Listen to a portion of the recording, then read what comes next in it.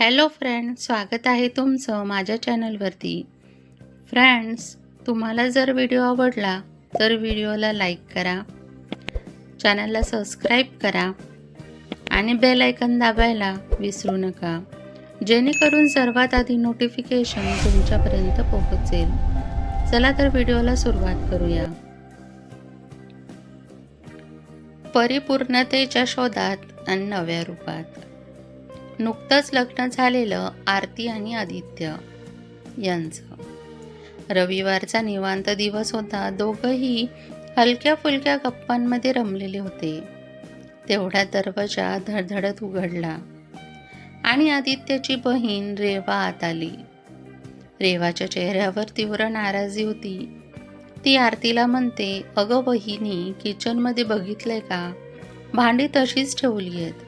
आमचं घर म्हणजे हॉस्टेल नाही हं. आदित्य थोडासा वैतागून म्हणाला, रेवा, इतकं काही विशेष नाहीये. थोडं थांबलं असतीस तर आरतीनेच आवरलं असतं. तू एवढं उगाच का बोलतेस? रेवा चिडून म्हणाली. दादा, हिला समजवायचं काम आहे. ती आता आपल्या घराची सून आहे. तिचं सगळं नीट असलं पाहिजे. आरती थोडीशी गोंधळली, चेहरा उतरला. आदित्य तिच्या खांद्यावर हात ठेवत म्हणाला, कधी कधी काम राहून जातं. त्यामुळं माणसं वाईट ठरत नाही, पण परफेक्ट असावं ना. रेवा परत ओरडली. आरती काहीच न बोलता शांतपणे किचनमध्ये गेली. तेवढ्यात त्यांची आई वंदनाताई बाहेर आल्या. आरती, मी तुझ्यासाठी आलं लिंबाचं सरबत करते, चालेल ना? आरतीने हसून मान डोलावली. आई, मी करते ना, वंदनाताई हसत म्हणाल्या. अगं, आज मीच करते, तू काम संपव तुझं. बघतीये, हात भरून काम आहेत तुझ्याकडे. तेवढ्यात रेवा परत आली आणि म्हणाली, वहिनी, तुम्ही किचनमध्ये असून आईला सरबत करावं लागतंय? कसं जमतं तुम्हाला? आरती गोंधळली, पण शांतपणे उत्तर दिलं, हात ओले होते म्हणून लगेच करता आलं नाही ताई. रेवा व्यंगात्मक हसून म्हणाली, टाईम मॅनेजमेंट शिकायला हवं तुम्हाला. वंदनाताई आता थोड्या कठोरपणे म्हणाल्या, रेवा, मी सरबत स्वतःसाठी करत होते. वहिनीला दोष देणं थांबव. पण रेवाचा सूर काही कमी झाला नाही. आई वहिनीला परिपूर्ण व्हायला शिकवावंच लागेल. आरतीच्या डोळ्यात पाणी आलं. ती हळूच म्हणाली, ताई, जर तुम्ही थोडा हातभार लावला असता तर मी वेळेत सगळी कामं आवरू शकले असते. रेवाचं उत्तर आता स्पष्ट होतं, माझं काम मदतीचं नाही, शिकवण्याचं आहे. आदित्यने स्पष्टपणे तिची हजेरी घेतली. रेवा, परफेक्ट होणं म्हणजे इतरांच्या चुका दाखवणं नव्हे, समजून घेणं म्हणजे परिपूर्णता असते. काही महिन्यांनंतर रेवाचं लग्न ठरलं. ती कोकणातल्या एका मध्यमवर्गीय घरात सासरी गेली. पहिल्याच रविवारी तिच्या सासूबाईंनी सांगितलं, रेवा, पोहे करून ठेव. रेवाने उत्साहात काजू, किसलेला नारळ, डाळिंब, लिंब घालून पोहे केले. पण सासूबाई म्हणाल्या, इतकं सजवलंस काय तू पोह्यांना? साधे पोहे हवे होते. रेवा बावरली. पहिल्यांदाच तिला जाणवलं, परिपूर्णतेची व्याख्या प्रत्येक घरांमध्ये वेगवेगळी असते. माहेरी आल्यावर रेवाचं मन शांत नव्हतं. आरती ओळखीच्या स्मिताने तिला भेटली. रेवाने तिचा हात हातात घेतला आणि तिला म्हणाली, माफ कर वहिनी, मी तुला खूप त्रास दिला. तू चुकीची नव्हतीस, मीच खूप कडक वागले. आरतीने तिच्या डोळ्यात पाहिलं आणि म्हणाली, हरकत नाही ताई, वेळ लागतो, पण जेव्हा शिकतो तेव्हा माणूस बदलतो. नवीन नात्यांची उमलती पालवी त्या दिवशी रेवामध्ये मोठा बदल झाला. आता ती परफेक्टपणाच्या मागे न लागता नात्यांमधलं सामंजस्य आणि सहकार्य शोधू लागली. काही महिन्यांनी एक आनंदाची बातमी येते. आरती प्रेग्नेंट होती. संपूर्ण घरात उत्साह होता. रेवा आता तिच्या अगदी जवळची झाली होती. ती आरतीसाठी लाडू, दूध, विश्रांती सगळं स्वतः सांभाळत होती.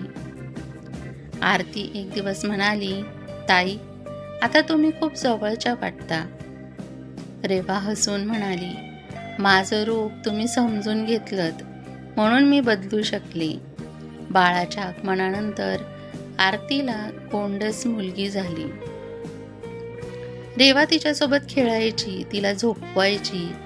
आदित्य हसून म्हणाला, आई, आता आपल्या घरात 2 सून आहेत.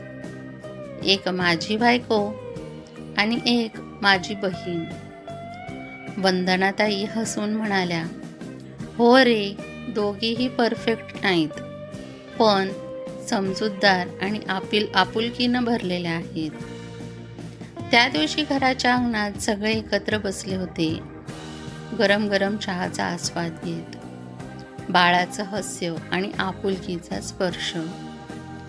परफेक्ट माणूस होणं शक्य नाही, पण जो दुसऱ्याला समजतो तो नात्यांना परिपूर्ण करतो. त्या दिवशी संध्याकाळी आरती बाळाला अंगणात झोडवत होती. तिच्या शेजारी रेवा निवांत बसलेली होती.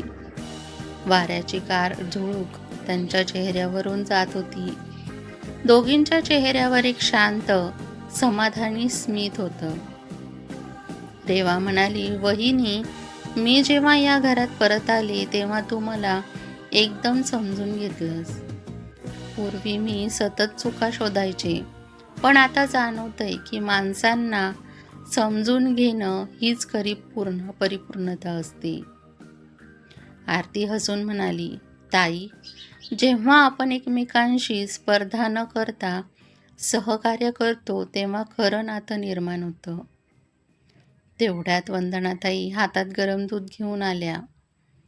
त्यांना दोघींना एक एक कप दिला आणि त्यांच्या शेजारी बसल्या. मुलींनो, त्या म्हणाल्या, घरात काय स्वयंपाक झाला की भांडी कोणी घासली हे सगळं महत्त्वाचं असतं, पण त्याहून महत्त्वाचं म्हणजे घरातल्या नात्यांमध्ये जपलेली आपुलकी. आणि तुम्ही दोघी ते खूप छान जपता आहात. आदित्यही तिथे आला. त्याने बाळाला उचललं आणि म्हणाला, बाळासाठीचं तुमचं प्रेम, समजूत आणि शांतता खूप महत्त्वाची आहे. ते क्षणभर सगळे शांत झाले. मग रेवा हलकसं हसून म्हणाली, हे बाळ रोज मला आठवण करून देतं की कठोर वागण्यापेक्षा आपुलकीने वागणं अधिक सुंदर असतं. आरतीच्या डोळ्यात ओल आली. तिने रेवाचा हात हलक्या हाताने घेतला. त्या दिवशी घरातलं नातं नव्याने उमललेलं होतं, समजुतीने, स्वीकारणं आणि प्रेमाने. कोणताही आवाज नव्हता, पण मनात एक सौम्य संगीत वाजत होतं, समजुतीचं, आपुलकीचं आणि नात्याच्या परिपक्वतेचं. झोपेच्या आधी आरती बाळाला कुशीत घेऊन म्हणाली, हे बाळा, माझ्या आयुष्यात आनंद घेऊन आलास आणि माझ्या आयुष्यातील सर्वात सुंदर नातं अधिक सुंदर करून गेलं, तुझं आणि माझं. रेवा. रेवाने हलकेच बाळाच्या कपाळावर चुंबन घेतलं आणि म्हणाली, माझंही आयुष्य या लहानशा परीमुळे खरंच परिपूर्ण वाटतंय. घरात शांतता होती, पण ती ओझरती नव्हती. ती शांतता होती समाधानाची, प्रेमाची आणि आपल्या माणसाच्या आपुलकीची. फ्रेंड्स, तुम्हाला व्हिडिओ कसा वाटला हे कमेंट बॉक्समध्ये नक्की सांगा. आणि पुढचा व्हिडिओ तुम्हाला कोणत्या विषयावर ऐकायला आवडेल हेही कमेंटमध्ये सांगा. व्हिडिओ आवडला असेल तर व्हिडिओला लाईक करा, चॅनलला सबस्क्राईब करा आणि बेल आयकॉन दाबायला विसरू नका, जेणेकरून सर्वात आधी नोटिफिकेशन तुमच्यापर्यंत पोहोचेल. व्हिडिओ पाहिल्याबद्दल धन्यवाद.